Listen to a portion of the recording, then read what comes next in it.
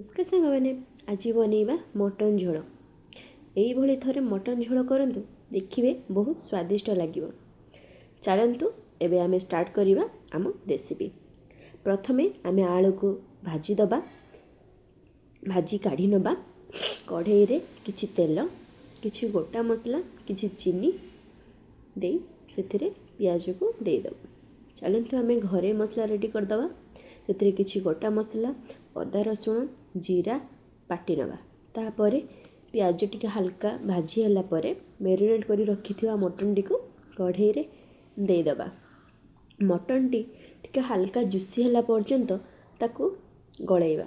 तापर बाटी रखिथिबा आम मसला घरे मसला सेथिरे आमे दे दबा। देखिबे मटनटा बहुत स्वादिष्ट लगे। यही थरे करंतु बहुत टेस्ट लगे।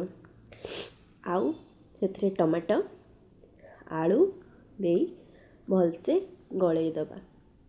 से आमर हलदी गुंड कंचा लंका आउ सुखिला गुंड दे आमे भलसे गलई दबा। आम प्रस्तुत हो गला किछि से पानी दे आमे देखंतु केते सुंदर भाबरे